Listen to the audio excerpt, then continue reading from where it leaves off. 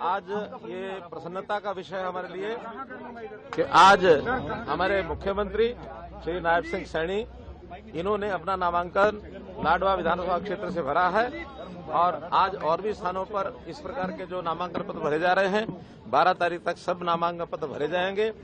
अभी हमारे 67 प्रत्याशियों की सूची ये घोषित हुई है और मुझे लगता है कि आज ही बाकी जो बचे हुए सभी प्रत्याशियों की सूचना आप लोगों को मिल जाएगी और भारतीय जनता पार्टी ये पहली पार्टी होगी कि सभी अपने विधानसभा क्षेत्रों से सबसे पहले यानी प्रत्याशी घोषित करने की एक पार्टी का हमारा ये काम पूरा हो जाएगा।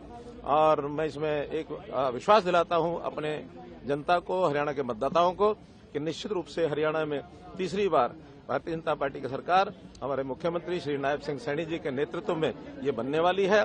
और इसका विशेष तौर पर मैं इसलिए कहूंगा कि कांग्रेस हार की तरफ बढ़ रही है, क्योंकि जिस प्रकार के उनके यहाँ स्वर निकल रहे हैं कि इसके गठबंधन करो, उससे गठबंधन करो, और जिनसे वो गठबंधन का हाथ आगे बढ़ाते हैं वो उनको नकार करके पीछे कर देते हैं और उनका गठबंधन हो भी नहीं पा रहा है, तो एक हार की तरफ बढ़ने के संकेत उनके मिल रहे हैं।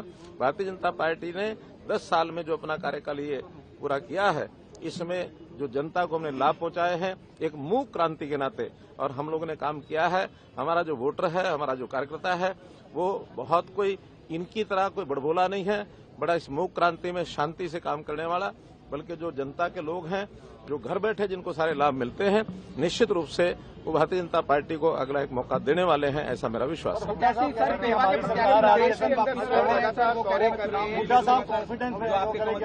को टिकट दिया गया था सर, अभी प्रेस कॉन्फ्रेंस करके उन्होंने अनाउंस किया है हाँ, कोई उनका व्यक्तिगत कारण ऐसा हमें बताया गया है कि वो शायद चुनाव नहीं लड़ेंगे, तो हम पार्टी के नाते से दूसरा कैंडिडेट अपना खड़ा करेंगे।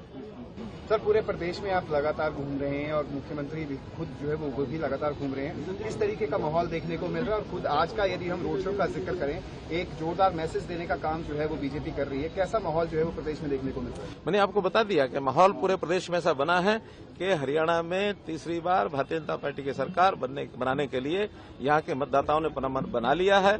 अब चूंकि चुनाव की प्रक्रिया तो ये आखिर पूरी करनी है, इस पूरी करने में निश्चित रूप से मेरा विश्वास है कि भारतीय जनता पार्टी की तीसरी बार श्री नायब सिंह सैनी जी के नेतृत्व में ये सरकार बनेगी। कांग्रेस और आपका गठबंधन नहीं हुआ सर, किसको किस तरह से देखते हैं? ये कह रहे थे हुड्डा साहब की गठबंधन होगा, तो आप भी बोल रही थी गठबंधन होगा। ऐसा कि इनके यहाँ पार्टियों का सिस्टम तो है नहीं, व्यक्तियों का सिस्टम है।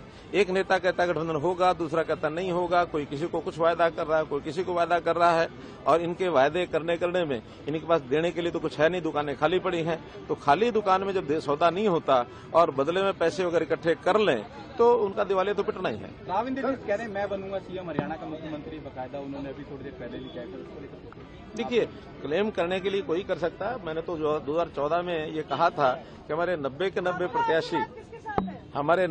प्रत्याशी भी क्लेम करें अपने क्षेत्र के अंदर जाके मुख्यमंत्री बनना है, और इस कारण से अगर कोई वोट ज्यादा मिलते हैं तो हमारे विधायकों की संख्या बढ़ेगी। हम तय कर लेते हैं कि किसको मुख्यमंत्री बनना है।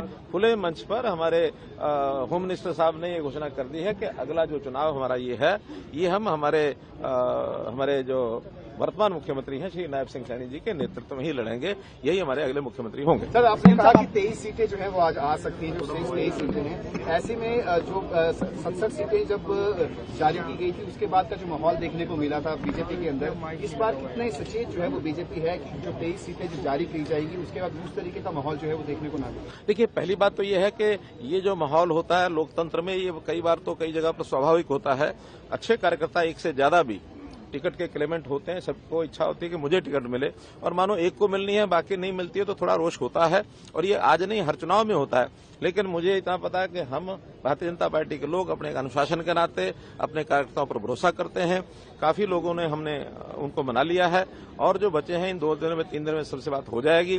फिर भी इक्का दुक्का अगर कोई इस प्रकार का है कि जो इंडिपेंडेंट लड़ता है या कहीं दूसरी पार्टी में जाता है, दूसरी पार्टियों से तो बहुत हमारे पास भी आए हैं, कितने ही लोग जेजेपी से आए हैं, कितने कांग्रेस से आए हैं, और अभी और आने की लाइन लगी है। इतना ही है, हमने तो 67 सीटें घोषित करने के बाद स्थिति बनी है, वो तो 67 घोषित कर ही नहीं सके, और बल्कि उन्होंने जो पहले घोषित की है, जो उनके सिटिंग गेटिंग का फार्मूला ये अपना करके और अपने लोगों को मुंह बंद करने का काम किया है। जो असल वास्तव में जो सीटें जिसमें उनके झंझावात पड़े हुए हैं, मुझे तो आज यही पता लगा है कि शैलजा जो है शायद शाम तक कुछ गुल खिला दे। मैं तो रिजाइन की बात नहीं कही, सोनिया गांधी से मैंने तो कुछ और शब्द प्रयोग किए हैं। शैलजा ने सोनिया गांधी से शिकायत की है, दावेदार जो है वो देखे आज जा रहे हैं। शिकायत भी की है शैलजा। ये उनका स्वभाव है, एक दूसरे की शिकायत भी करना और एक दूसरे को सबक भी सिखाना। वो एक दूसरे को सबक सिखाएंगे, लाभ हमको होगा। तो कितनी सीटें आप कह रहे हैं सर आएंगी बीजेपी की? देखिए, ये विषय नहीं होता। एक ही टारगेट है कि पूर्ण बहुमत से भारतीय जनता पार्टी की अगली बार सरकार बनाना। कांग्रेस के अंदर बहुत सारे सीएम के दावेदार दिख रहे हैं। कभी कह रहे हैं कि सिटिंग एमपीज को टिकट दी जाएगी, कभी कहा जा रहा है कि हाईकमान से बात करने के बाद उनको टिकट दी जा सकती है। जब उनकी टिकट जो है वो जारी हो जाएंगी तब कैसी गहमा उनकी दुविधा ये है कि वो मुख्यमंत्री का चेहरा ही प्रस्तुत नहीं कर पा रहे हैं।